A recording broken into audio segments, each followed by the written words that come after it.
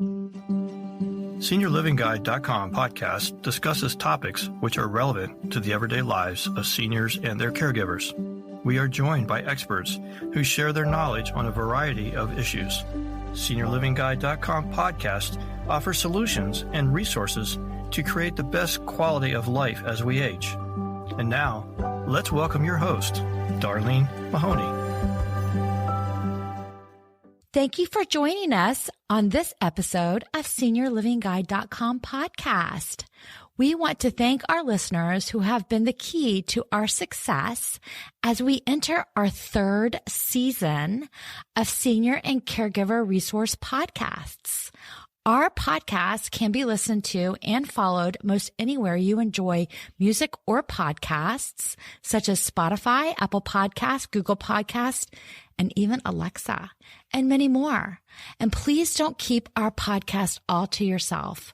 Share with a senior or caregiver who you think will benefit from the support that we provide. I am your host, Darlene Mahoney, and I am excited to share the news that SeniorLivingGuide.com provides a one-stop shop to finding senior housing, including independent and active seniors, a new home, while providing an excellent resource to assisted living, skilled nursing, memory care, or even home health and caregiving services solutions, and one easy-to-navigate website. So visit SeniorLivingGuide.com today. And I would also like to thank our podcast sponsors, Parish Healthcare and Parish Medical Center. At Parish, they offer the Parish Senior Consultation Center and Parish Senior Solutions, where each patient's evaluation and follow-up care will be personalized to meet the needs of the individual and their families. At Parish Healthcare, we believe in our community. We believe in keeping our community safe. We believe in the art of healing. We believe in healing patients, healing families, healing communities. We believe in the best and brightest working together for the common good. At Parish Healthcare, our team focuses on you as an individual because every life is a work of art to us. Parish Healthcare, where the art of healing comes to life. Visit parishhealthcare.com/healthaware for a free health risk assessment. Today, we are here with Corey, who is the Director of Community Relations, and Emily, the Director of Marketing and Admissions at Meadowood Retirement Community, which is located in beautiful Newport News, Virginia. I'm really excited because I actually used to live in Virginia. So this is a new area that we haven't talked about yet. Both Emily and Corey have a podcast as well, and they talk a lot on pre-planning, which I think is super important. So welcome to SeniorLivingGuide.com podcast, Corey and Emily. Thank you for joining us. Thank you for having us. Yeah, absolutely. It's an honor to be here. Thank you. Yeah, definitely. So, you have such a great variety of different guests that join your podcast. So tell us some of the different things that you talk about in order to educate seniors and caregivers and the families of seniors on what's really important long before they ever even walk in the doors of your community and, senior living communities all across the country. Yeah. It's kind of the whole idea of what we came up with this platform to do, with giving folks that information long before they even need to be exploring a community like ours. It's also interesting how it's evolved a little bit over time and through, we're one season in, so we're still kind of in the baby stages of this, but how it's evolved over time, right? And some of the topics and things that we've discussed are able to be used and resourced for all sorts of folks. You could not be anywhere near the senior living industry and still grasp something outside of or out of some of the episodes that we've done. We've had episodes on estate planning and things like that, which we've had a couple of family members come to me and say that different parts of their families have used this. One of Emily and I's favorite episodes, it's with a grief counselor and a funeral director here in Newport News, Marcella Williams. Shout out to her. She's an amazing woman. It's weird to say that grief is one of our favorite episodes, but she talks about things like ambiguous grief and the anticipatory grief and things like that you wouldn't necessarily think about. And things that we started seeing families dealing with, that are coming in every day. And I think just kind of talking about it and giving resources if they're there, or, what maybe suggestions on what people can do has really helped, because these things are likely going to happen to a lot of us. I think not even just preparing, it's almost like for families too. How do you kind of prepare for your parents aging and kind of becoming that person that has to make decisions for them or with them, that relationship change into, are you a caregiver? So we started seeing this, and we thought it'd be really great if we could talk to people who this is their job and this is what they do every day. That's been such a blessing, I think. You just mentioned something that I really honestly didn't, it just kind of hit me kind of crazy, the grief, because when you think about grief, you think about the passing of a loved one or a family member, and the grief that you feel when it's actually someone, they're still here. That's a very slow grief to me, because I did experience it. And I don't want to say that I was blessed, but my dad had dementia and he passed away from dementia, but he declined very quickly. I didn't have him years and years, but when he was diagnosed and when I started really noticing and he was having all these issues, before I would go see him, I would prepare myself in the car to know that I would walk in and he may not know me. For the very first time, he may not know me. When I would walk in and he would say, "Hi, Darlene," I would have that sense of relief. Like a sigh of relief. It's not this time. Yeah. Yeah, it's not this time, but tomorrow may be different. But then I would find sadness when he would like see a picture of my mom and not realize it was my mom who had passed away like a year or so earlier. So not that long. And that would be sad to me, or the dad that I knew, the strong dad that I could talk to, or the relationship that I had with my dad was no more. It was sad and it was heartbreaking to me because I was suddenly the caregiver, and that relationship where, my dad would bring me flowers and he would joke and he had all these different things. All of that personality part of my dad was clearly slowly disappearing. I don't know if we ever really address it in communities like ours or with the families that we serve, but it's okay to grieve before they're gone, right? To grieve the loss before you've actually lost them, because, like you said, you've lost to who they used to be, right? They're still here physically, but mentally and emotionally, maybe they're not who they were that you grew up with, or the person that you married, or things like that. So yeah, it's tough. I mean, and you don't know when that switch is going to happen. But yeah, we see it with families, especially because we have a memory care unit. So families coming in and they don't really know, like, how do I have a conversation? She doesn't really remember these things, or she doesn't really remember me. I think it's good for us to all kind of realize that this is grief. You are grieving, even though they're still here. That relationship is different, that they're changing, that duality of it's bittersweet. They're still here and you can still see them and you can still talk to them.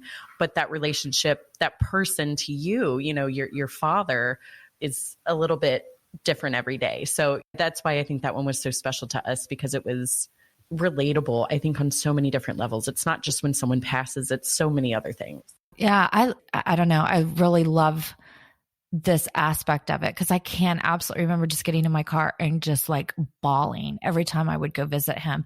And I didn't recognize it until you really just said it. It was grief at the time. And I didn't really realize it until you literally just said it on this podcast. Wow. So I don't know if I should thank you or be upset, but sorry. It's all good. It's life is such a journey. And, that's why I wanted to do this podcast with both of you today, because my dad ended up having to go into an assisted living, and he was very young. I mean, he was in his early 70s, and there was no preparation done at all for any of it. And I see and talk to people that are making those same mistakes. And for me, I wanted to stick my head in the sand and pretend like it wasn't happening. Bad news does not age well. That's something that I do know in my head, but nothing's going to change if you stick your head in the sand, and you have to be proactive as a caregiver, as a family member, and even as a senior. If you're a senior and you're active, start making plans for your future, that even if you don't want to, and I get that it's hard decisions that need to be made, but at least you have control over those decisions. I have actually, kind of because of this podcast, I've started talking to my parents, and I'm saying, you have what you want to do after you die planned out. You've got your plot picked out, and I think they've already paid for it and everything. And I said, what's between now and then? None of that's planned out at all. And I think because it feels so far away a lot of times, and I'm healthy, and it's in the future, so I don't really have to do anything about it right now. And I think that's what gets us is life happens so unexpectedly. Well, most of the time. Some people might, get a diagnosis and prepare then. But I think a lot of us aren't really going to know necessarily that age and time when we need that. So to be able to talk about it with your family so they know what you want if something were to happen, or to go ahead and put plans in place that says, this is what I'm going to do. This is where I want to live. That's why we are a retirement community. Me and Corey have talked about not one size fits all. Some people want to stay at home and they want like a care team to kind of come to them, or the family might want them to move in with them. If you talk about that now, you can kind of be able to make that decision when that time comes without everybody scrambling and where are we going to put mom, and what if she needs memory care, to kind of have that now while they're healthy and they are fine. It might be the best time to do it. Yeah. I mean, it's one of those, pray to God you never have to use these things, right? But if you do, when you do, and they're in place, right? Right. And I'm going to just put this note out. If you are the family and you're listening, if your mom and dad try to have this conversation with you, don't say, Mom, I don't want to talk about that. That's not going to happen. It's too far. Sit down and have that conversation, because it's very hard and you don't want to hear it, and you don't want to imagine life without your parents. I mean, for me, I remember saying, I don't want to talk about that, but it happened. I mean, I've lost both my parents in their early 70s, and I still to this day can't believe they're both gone. And it's so strange to me. I even walked out of a store the other day and there was a lot of Christmas stuff. My mom loved Christmas. And I walked out and I said, oh my gosh, I need to tell my mom about, and then I realized now she's been gone years. She's been gone 5 years. And I'm like going, oh my gosh, I can't believe.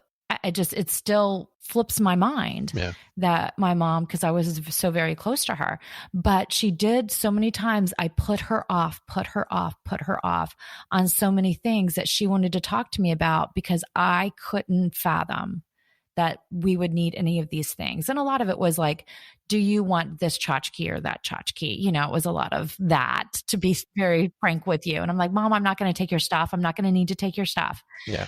We've actually talked too about not even just having these, in general, the hard conversations. If we have a family member, someone that's at their end of life and they want to talk to you about it, you don't have to sugarcoat it because they know what's going on. You can talk to them. A lot of families, I think, can feel, well, we kind of talked about it being taboo.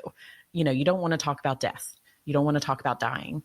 And not even just the planning side, but if it's happening, to be able to talk about how are you feeling and kind of getting closure, I think, a bit, instead of just like, no, you're fine. You'll bounce back. You're okay. They know they're not okay, and they might have information. So not everybody, I don't think that's for everybody, but I think having hard conversations ends up being one of the best things you can do.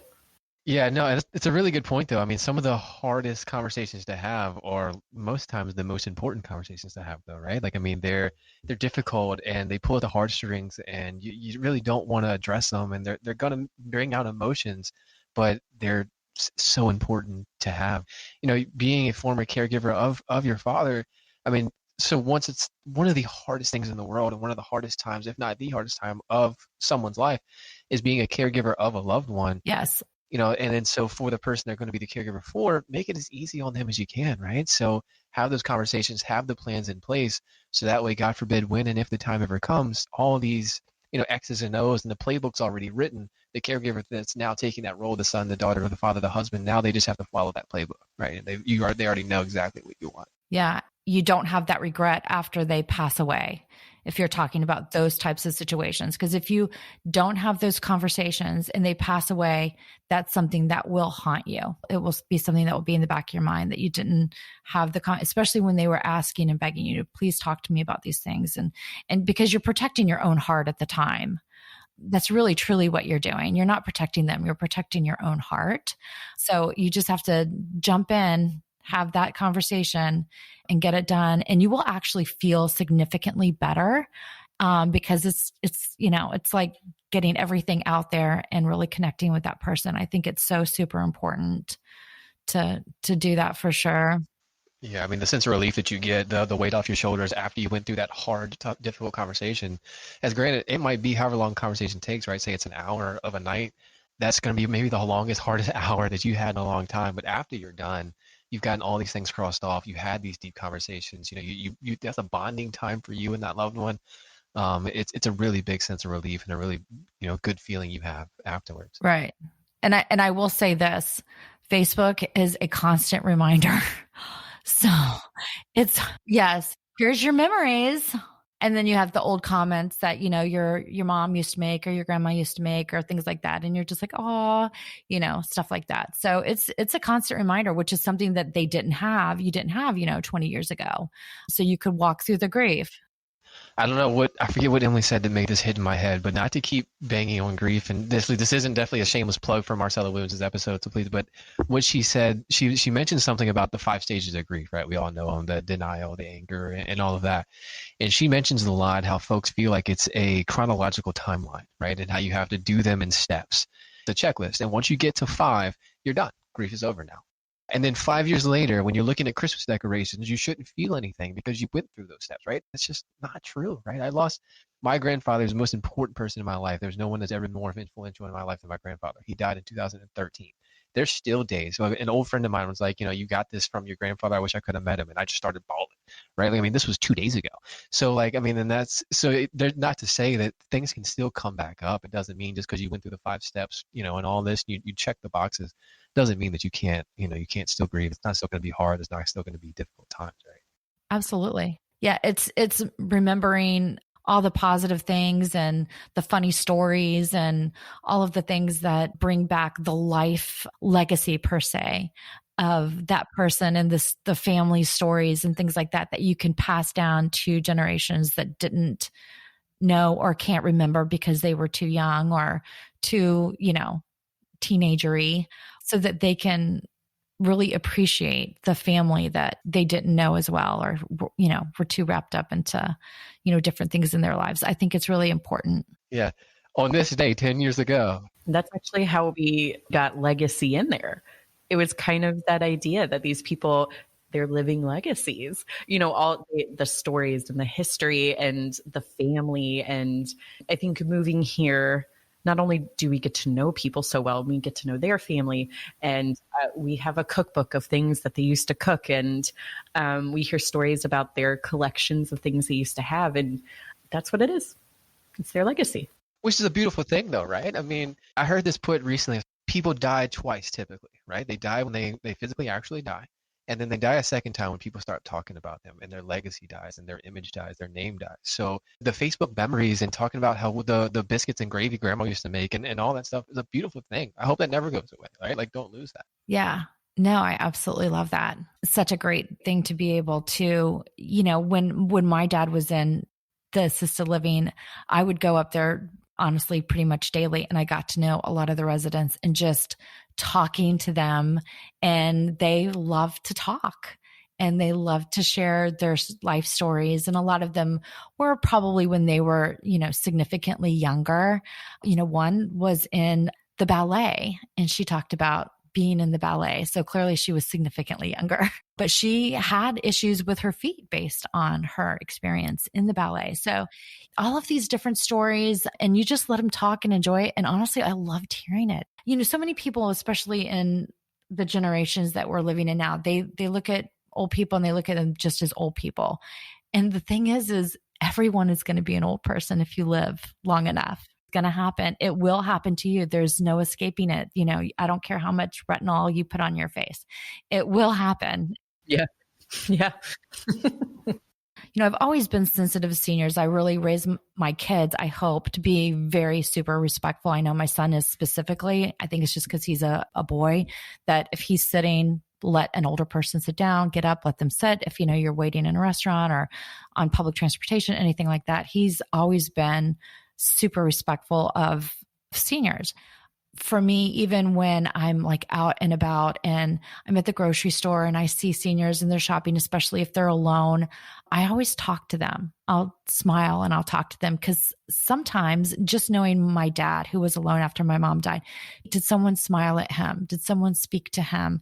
You know, if you're lonely, especially now after COVID, so many were so isolated for so long that had that human interaction was missing from their lives. And to me, that's just absolutely heartbreaking. No one should have that. No one should miss out on that human interaction. And while, you know, you can't go to everyone's house and chitty chat with them, just simple gestures of a smile or saying hello, or how are you doing today? Or happy holidays, happy Thanksgiving, have a great day. Something like that can just make someone's day. I know sometimes it makes my day when I'm having a bad day. And that might be the only conversation that they've had that day. Exactly. If they go back home and they're living alone, we actually have one on the power of touch, because it's kind of the same way. Like, I can walk out this door and hug about 97 people. And that is my day to day. And I love it. And a lot of people, not only do they not get conversation, they don't really have anyone to hug them sometimes, or hold their hand, or just, you know, I think those little things, it makes a huge difference. Yeah, I mean, if you've never had the opportunity or just taken a chance to sit down and have a conversation with someone from an older generation, just to learn about their life and what they experience, I strongly encourage you to do so. I mean, and enjoy that time, right? It's so fascinating. And like you said, the stories and the things that they went through. And I'll be honest with you, it makes me feel amazing.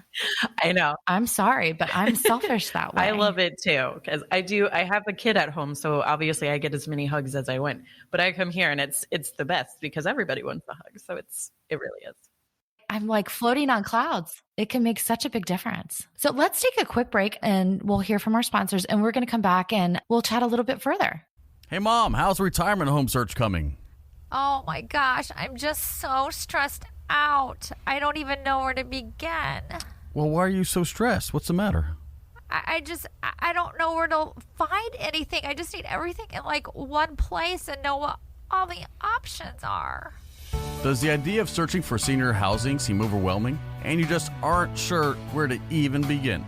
SeniorLivingGuide.com has great news for you. We offer a one-stop solution to take the stress out of your senior housing search.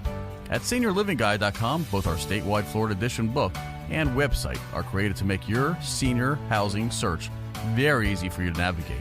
We provide details on communities, including retirement, assisted living, skilled nursing, memory care, and home health, allowing you to decide which best fits your needs and then connecting you directly with those communities.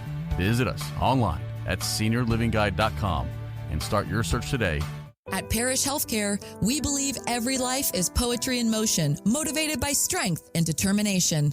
As your bone, muscle, and joint healthcare partners, we believe in blending the art of healing with the science of medicine to keep your body in motion. We believe in healing patients, healing families, and healing communities. For a free orthopedic health assessment, visit parishhealthcare.com/orthoaware. Parish Healthcare, where the art of healing comes to life. Welcome back. And we want to thank our sponsors, Parish Healthcare and Parish Medical Center, for all of their support on this podcast. And we are back with Menno Wood Retirement, and we have Corey and Emily. We really wanted to talk about like resources. So Emily, give me some ideas in the job that you do, and then also on some of the podcasts that you've done with some of your guest panelists are some good tips. Absolutely. So I think the first thing that comes to mind is to have a power of attorney. I think that's something that we honestly think has to be when you're so much older, when you start to lose like your cognitive ability. It's actually something that as soon as we become an adult is a great thing to have. Just because, once again, life's unexpected and we never know. So I think to have a power of attorney, someone that you trust that can step in and say, this is what they would have wanted, or to be able to sign things for them is really a great place to start, because you don't really have to have it for any specific reason. A lot of times it can take a couple months to get done. So you don't want to wait until you need one to kind of be looking for that. Yeah, which is a big thing too, right? Such a big thing because once you start this process, like Emily said, that takes 60, 90 days sometimes to get crossed off the list. If you're doing it now, I mean, we're behind the eight ball quite a bit. Right. And in a power of attorney, you can pick and choose what powers per se you would like them to have. I did have extensive power of attorney, which was a huge blessing. So it's really important. You can really pick and choose the powers that are available. So it's not like a blanket power of attorney. Exactly. And there's medical power of attorney, there's financial power of attorney, or if you don't have anybody, you can kind of get an agency and appoint somebody that can look out for your best interests. We've had lawyers, we've had other people kind of come in because that's who was appointed kind of that guardian or power of attorney. So I think just to start thinking about that is a great place to start. If you don't have one, who would you trust enough for that? I also think having a medical directive is really important too, because then you're stating, while you are perfectly healthy, what you would want to happen to you. In the case something happens, you're able to have, in an out of control situation. So you're not in control of it. You are still able to make that decision for yourself. And I think we kind of talked about the anxiety that sometimes puts on the family. So do you want to be on life support? And then they have to decide yes or no, or do we pull the plug? And I think that can be really hard for someone else trying to figure out what you want. So I think those two are really, really good because it puts things in place if something were to happen. Then they know. It's basically a kind of like a playbook of. Yeah, a playbook. This is what's going on, and these are the steps we take. Well, and my thought is when you make that directive and you make that decision, tell your family, because yes, a lot of us know that as your family is your parents' age and you have multiple siblings and you have, especially if there's any kind of divorces and you have mixed families, it can be a situation where there's infighting, there could be issues. It's not a good situation. So I think even with families where there is no divorce, you could have siblings say, keep mom on life support, don't keep her on life support, what have you. So I think if you sit down and you say, this is my decision, and I want you to, be respectful of this decision, it can keep family harmony. Exactly. That's such a common thing for people to see. And then people disagreeing on where they should go or we should do, and should we do this? And so it's just to remove all of that burden from someone else. It's a blessing. This is not just a blessing for you to be able to pick and choose what's going on in the later parts of your life when maybe you can't choose, but it's also, it's saving those that love you, that hardship, yes. It's an emotional time for them, and it allows them to either grieve or to do this that they need necessary. So it's nice that you can, this is it. This is what we do. And we know. Whether it's a son and a daughter, they're both coming from, pure hearts. And they both mean so very well when they say, I want what mom wants. No, I want what mom wants. And then so if, you have these directives, they don't need to have these conversations. They don't have to try to figure it out. Right. It's in there. And, maybe we're both wrong. Right. But it doesn't matter. Exactly. This is what mom wants. Yeah. Yeah, and like Emily said, they can just kind of do the process they need to do it. They can enjoy these moments, these last moments, however long these moments are. They can just enjoy those moments and do what they need to do in that time. Right, exactly. So what are some other things that, if you're an active senior or you're getting to that place, you start wanting to make your own decisions about when you're significantly older, that you might want to start saying, these are my decisions as far as when I might have to move out of my house or when I am no longer able to physically take care of myself or as I age or what have you? I think a good one is to figure out at what point should I move out of my house? There are communities that are independent living. Do you want to stay in your house all the way up until you need assisted living? If you do want assisted living, do you want to live in a community? If so, start touring the communities. So that way, when it's time, which one you want to live at. I think that's a good one. So you're not, let's say you're in the hospital, you're getting discharged in 2 weeks. They say, hey, we think it would be better for you to go to assisted living. And then you're like, ooh, where has an opening? And maybe it's not really where you'd want to live. So things like that, maybe just have an idea of what you want that to look like in your later years. Or assisted living, what is that, right? I mean, kind of knowing what that world even looks like. Right. And all assisted living is not the same. They all offer a variety of different things. Some are very large, some are luxurious, some are small and luxurious, and some are large and they offer a lot of different types of amenities. Some have pools, some don't have pools, some have pickleball, some don't have pickleball. Some are small and they're homey and they're unique and they have a small staff and you get homemade meals. Some have restaurant style meals. So what is important to you may not be important to me. So I think it's kind of letting your family know and making those decisions and saying, this is what I want, while you are the one making the decision. Yeah, I mean, like you said, there's different strokes for different folks, right? I mean, there are people that kind of want different places, kind of know what they look like. Yeah, exactly. So these types of things are good to think about a little bit in advance so that you know, does this have a memory care unit? Is that something that you're interested in if you were to ever need it? Or if you're living with family, who? Right. But we were talking yesterday about how, you might go into their house and let's say they are moving into a community. And so you're packing up all their things and, okay, well, you're not going to need this. This won't fit in there. And you're kind of unceremoniously taking their life and putting it in a room or an apartment. And so I think this, once again, if this is your choice and you kind of have an idea, well, then you kind of know maybe what you're going to take with you. I think just thinking about it and kind of going and seeing what you would like to see realistically for your future if something were to happen. You know what, I think I'd like to live here. And this is probably what's going to fit in that space. And I'm not really going to need this. I think it just kind of starts the whole thought process of, in a way, you're planning if that were to ever happen. You're already in your mind planning it. We've had a senior movers company that was out of the Tampa area, but I think they cover some of Florida. Incredible ladies that own that particular senior movers.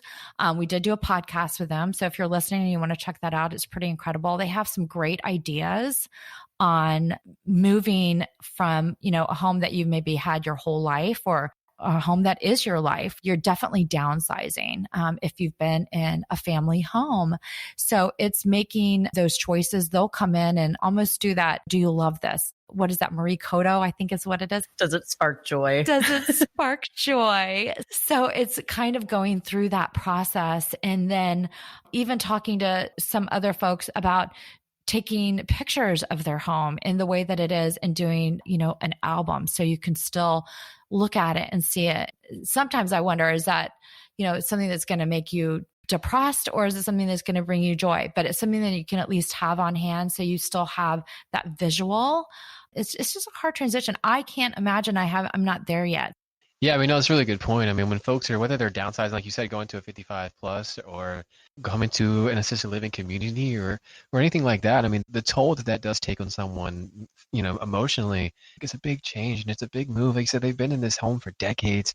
Emily heard a story of a gentleman that, he not only did he live there for such a long time, he built the house, right? Like there's so much sentimental value, there's so much love and value in that home. It's not just, moving to a new place. I mean, it's so much, they're grieving that home, right? And they're grieving that process of losing that too. So. And I think family needs to really understand that. I think sometimes you get in this motion of let's just get it done. Let's get mom and dad moved out of here. We're going to get them into assisted living. We're going to get them in memory care. Boom, boom, boom, boom. Let's get it done. Hurry up. Let's get it done over the weekend. Let's get them moved. And I think, oh my gosh, slow down. Just have these conversations, understand, be caring, be compassionate, and do it in a way that is mentally healthy for your loved one. Yeah, I mean, and thinking maybe that the fastest we get this over with, the easier it'll be, right? If we get it in, get it out, get it done, it's all good. But I mean, when my wife and I moved out of our townhome a few years ago, that was the home that we brought our first child home to, right? And it was the first house we bought together. And it was all these things, right? I mean, to be relatable, moving out of that first home that my wife and I bought together, again, we brought our child home to, and going out of that house, going into, again, a new one, there was still some hardships of finally closing that door for the last time, moving out of that, leaving that home. Kind of the same thing that these folks are going through, but times 100, right? I mean, well, and we've had some families talk about their house, and they used to have like a persimmon tree or flowers that they did the garden bed, so things like that. I think it's where you lived your life. You start to feel like you're losing so much. So you might be losing your ability to walk, and now you need a little walker for support, and you might not be able to drive anymore. I think it's just another loss maybe in a time where you're feeling a lot of it, which is why, to circle back to, it's good to plan. So these are still at least your decisions that you've made. 100%. Yeah, 100%. So I think that's really good to have these conversations with your family, make these decisions, say, this is what I'm looking for. This is what I want. So it's not rush, making decisions that you start losing control over. And even then, right, like it's still okay for it to be a hard thing. It's still okay for it to be difficult, for it to be sad, for it to be tough, right? Like I chose this, so I need to be okay with it. It's still okay for it to make you upset, right? Like it's still okay for it to be tough. Right. I think it's just being compassionate and understanding where they're coming from and having empathy. Yes. They told me, it was actually in my interview for my first position here. They said, when you pick up the phone, that might be the worst day of someone's life.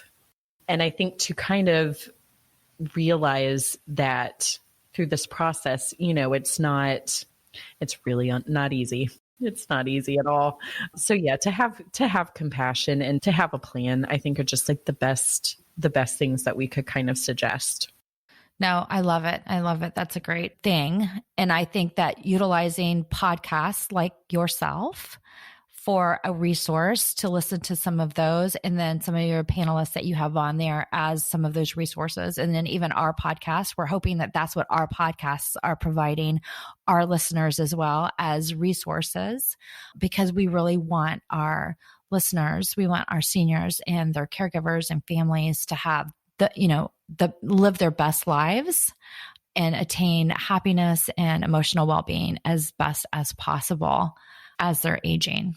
Yeah, I mean, that's definitely the goal, right? I mean, we've talked with, folks from the Alzheimer's Association, the Agency on Aging's, and the amount of things that they do that folks just weren't really aware of, right? And the resources that they had and the tools that they had, that was kind of our goal, was to say, hey, well, let's get these resources out to the public. Let's find a way, let's find a platform to send them out into the world, so folks can be a little bit more, informed and know the choices that they have and the things that they have at their arsenal.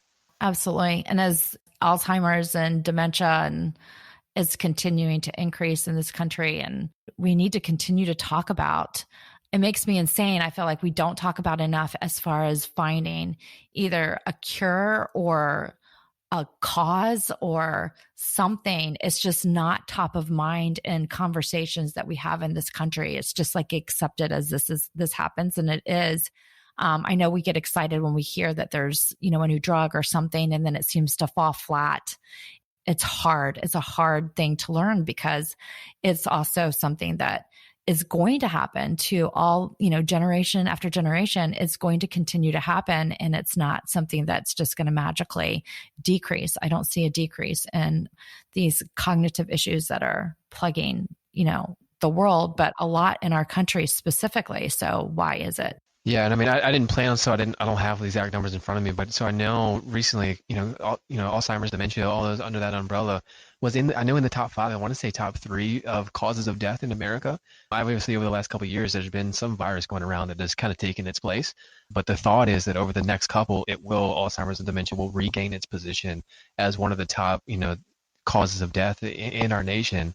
As hard as it is to talk about and kind of as swept under the rug as it does get, it definitely has a large impact on our society, and I think something that needs to be kind of recognized a little bit more. And I don't know why that is. It's kind of... Yeah, I think it's one of those things you don't think about it until it affects you, right? Like, it's what's happening down the street. It's not going to happen here. And then, oh snap, dad has it. Absolutely.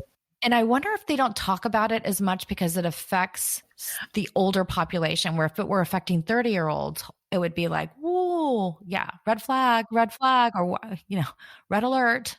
I think just because once you get older, dementia is already kind of something that lots of seniors do end up kind of getting different levels of. And we've talked about like MCI. And so I think like in a way, it's just something that, oh, well, that's not going to affect me. And, oh, well, I don't have to worry about that until I think it's really forefront when it's a family member, a friend. And then that's when you start realizing like, wow, this is a lot bigger than I thought. And I do. I think that's why it's not talked about as much. I will tell you this. I'm starting to see where it's affecting younger and younger.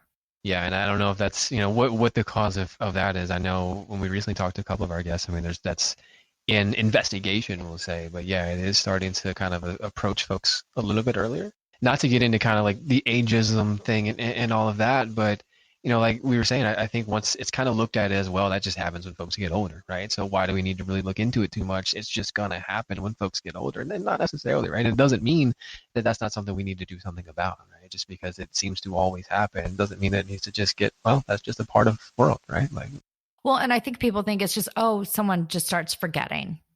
They don't realize that it's so much bigger than that. I know with my dad that had dementia, he did forget he had short term, but it affected him physically. He was unable to move his arm. He was having trouble walking, and he stopped being able to swallow.